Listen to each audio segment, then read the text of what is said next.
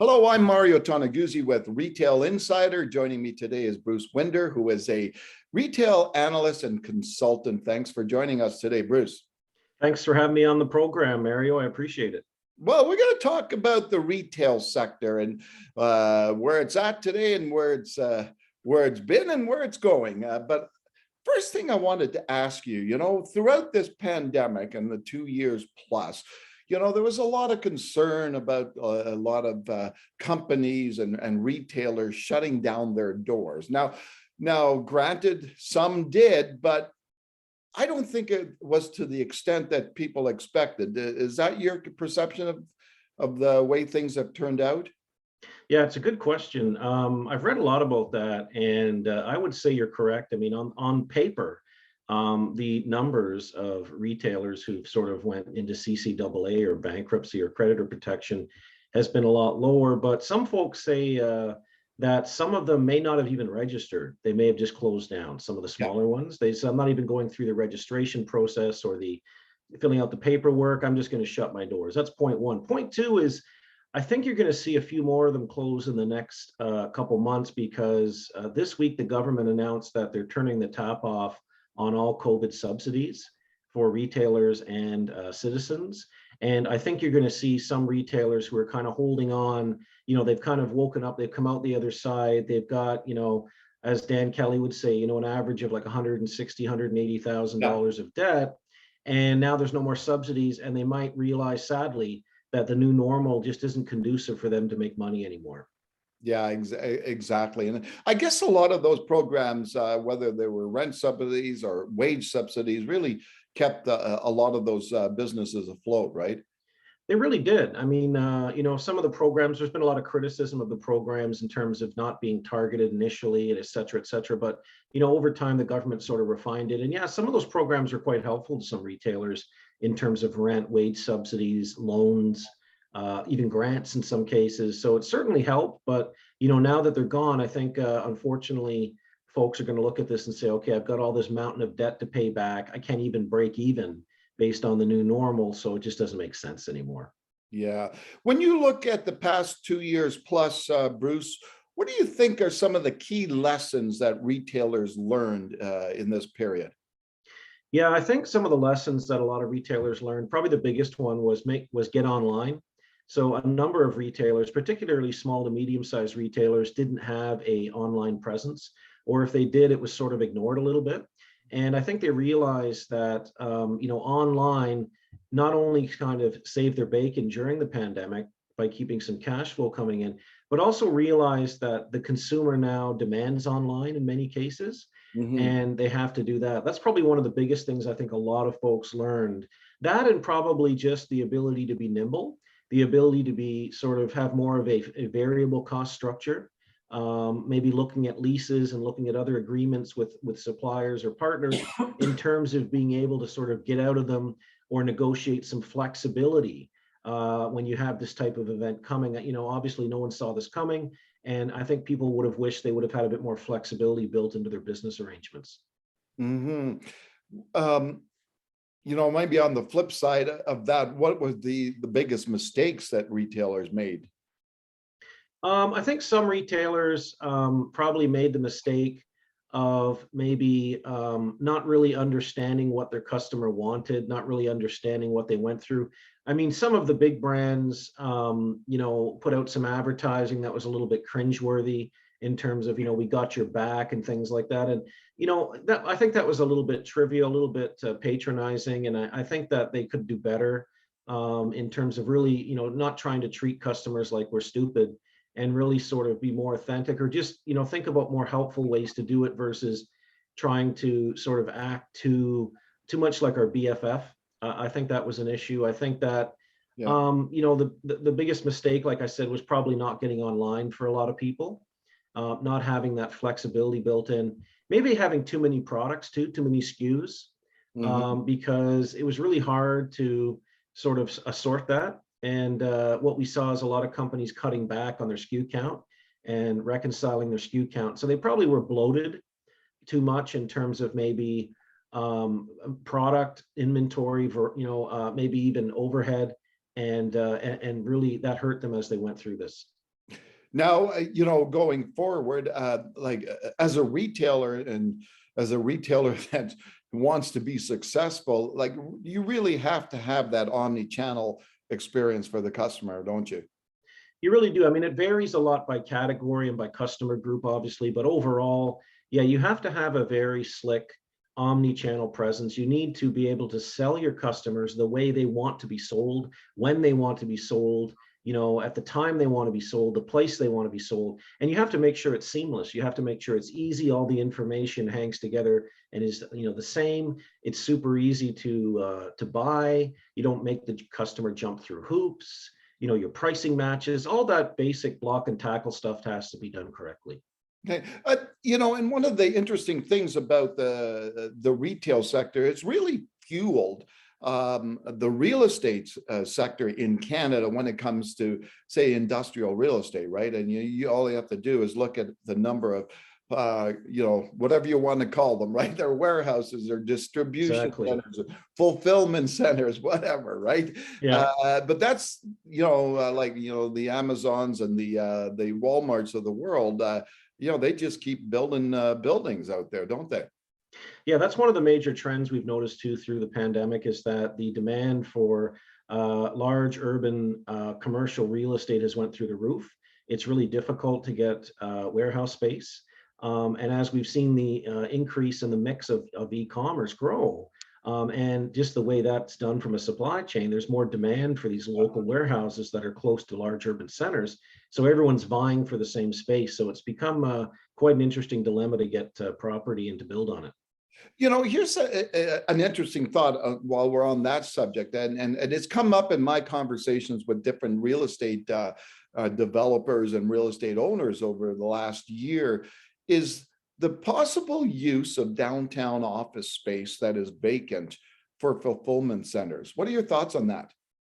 Yeah, I think that I know we've talked about that in potentially Calgary and some other markets, and I think it should be looked at because there probably are some dead space locations within large buildings where there is, a commercial or a residential presence, but you've got a little bit of extra space. It happens sometimes. You're dealing with a legacy building, and I think that's something that should be looked at. And we're already seeing sort of a version of that because a lot of companies now, the food retailers, have downtown stores.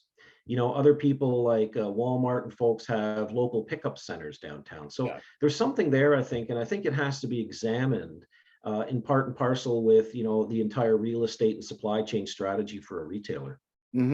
Now, one of the other trends that we're seeing, especially in the last few years, is the number of real estate owners, the landlords, looking at their properties, whether it's RioCan, whether it's Cadillac Fairview, looking at that space in those big malls and doing something with it, whether, adding mixed use developments, etc.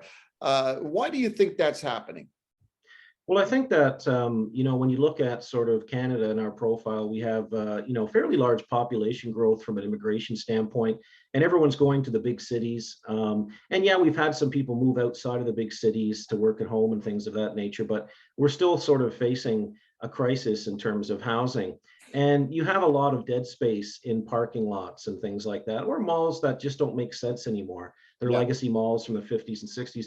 And developers are looking at their cash flow and their valuation and thinking, you know what, I could probably put up some condominiums here in this parking lot, or I can retool this small mall, tear it down, build condominiums or townhomes with a side order of retail and a side order of services. And I can maximize and optimize my cash flow and valuation by doing that, because I'm going to get a much more yield from that development than I would with a mall that it's underutilized. And let's talk about those malls and the evolution of malls. Um, I'm going to ask you what's the weirdest, not the weirdest, or the most like different use in a mall that you've heard of or seen lately? Well, one thing that really I noticed that really I thought was quite interesting, I think it's in the West Edmonton Mall, we may have talked about it last fall, was they put a car dealership in there. And I think it was Yeah. Toyota, or it might have been Honda or someone like that. But I thought that was quite interesting where they took an old Sears, that was massive, and basically put, an automotive center in there. And that makes a lot of sense to me. Another thing that's quite interesting is another retailer in another mall took some of the dead space from a former department store, and maybe it was Sears or someone, and said, hey, let's build a warehouse fulfillment center in here. And we'll have a store on the bottom, and we'll have a warehouse fulfillment center that'll serve the West Coast. So Yeah. you're starting to see some really interesting sort of uses for some of that space that was maybe the former Sears stores or the former Zellers/Target stores that needs to be absorbed. Why are those malls moving away from the traditional retail, that they've long been the staple of their existence? Well, I think demographics have changed considerably, right? And if you go back to 1950s, 60s, 70s, we all shopped at department stores. We all had 3 to 4 kids and a house with a picket fence, and et cetera, et cetera. Well, the world's changed right now. A lot of the younger people, whether you're a millennial or Gen Z, you might not be buying a house, if ever, for a long time. You might be living in a condo, and certainly you have no affinity for some of the legacy department stores, such as the Sears of the world that were there. And malls are changing. They're looking at different retailers. They want to buy more online, and they want, to tap into some of the more newer, I would say, brands, whether they're an online digital native store, digital native retailer, or maybe a new cool, retailer that's in the mall. But everything's changed. The way consumers shop has changed considerably over the last few decades. And malls were outdated. A lot of that old sort of anchor where you had a department store at one end, another department store at the other, that's gone the way of the dinosaur now. And I think everything's changed, and malls have had to change with that. Do you think, as a possible use for some of this vacant space in malls, we could have office, company leases out that space, they've got got free parking for their employees. They've got Sure. everything, all the amenities right there within their doorstep. Do you think that we're coming to that stage? Although I did have heard over the last year or so that some co-working spaces is not a possibility, a reality in some of these places. Yeah, I mean, you could see that. I mean, if you go back to the Eaton Center when that came out in the 70s, that they probably still do had some office space upstairs as well. Yeah. So it's not something that I think it's something that I could see happening. You're right. There's been sort of a reinvigoration of the WeWork type sharing spaces. They kind of went dead for obvious reasons during the pandemic as people work from home. But now that things are starting up again, you're starting to see more activity in the office, the shared space sector. And why not use them all? There's space there. It's convenient. There's parking. It's central to society. Good transportation, and there's places to eat downstairs and places to shop. So it could be part of that whole, I want to live, work, and play in the same zone, that a lot of consumers think about. Well, that would fall right into that strategy. Yeah, exactly. Now, Bruce, when you're looking at the retail sector in general, and we've talked about what retailers have been doing, but what about consumers? Where do you think they're at in terms of actual spending these days? Yeah, I think it's a tale of two situations. If you owned assets during the pandemic, i.e., you have real estate, or you have, and not just during the pandemic, over the last couple of decades, if you have real estate and equities and stocks, overall, you've done really well. If you're sort of an executive and up, you've done incredibly well over the last, call it, 20 to 30 years. If you're not, though, you've struggled. And if you don't have those assets, and you're working sort of a non-executive job, you've struggled. And we're seeing a struggle right now like I've never seen before, at least in my adult lifetime, where inflation is clipping around at about 7%. Wages are actually down a little bit, a couple points. And the cost of everything has just gone up. I mean, gasoline, $2 a gallon in some markets now. You're looking at interest rates going up. So if you have borrowed a lot of money, you're in trouble there. So I don't think I've seen a tougher time for consumers at the lower end of the spectrum. At the high end of the spectrum, you're doing okay. It's no problems. But at the sort of mid to low end of the spectrum, you're under significant pressure right now. And that's going to change consumer purchasing habits. People are buying more private label. People are staying at home and eating more. They're not going out. They're not going to spend as much on discretionary goods either. So it's certainly, we're at the point now where, it's going to start significantly impacting the way people shop. The Dollaramas of the world and say the Walmarts of the world this is a perfect environment for them. It really is. This is what they're made for. This is when those type of brands do well. Whoever has value priced merchandise, because some of the folks who sort of maybe bought at the mid tier, they're going to channel down now. They're going to say, well, I got to watch I got to cut my budget. You're seeing a lot of that. All the food retailers are reporting significant growth and no frills and food basics and Freshco and those things.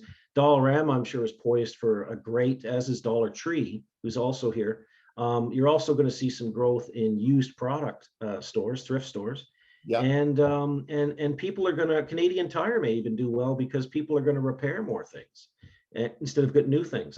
Tire had a really good fall with their automotive business because there's no cars to buy. And even if there was, people can't afford to buy new cars like they did before. So they're going to fix them. So some of the fixer places where you can repair things are doing quite well as well. Oh, that's interesting. Well, thanks very much, Bruce, for joining us today. Yeah, appreciate it, Mario. Take care. Okay, you too. That was Bruce Winder, who is retail analyst and consultant in Canada. I'm Mario Toneguzzi with Retail Insider. Thanks for joining us today.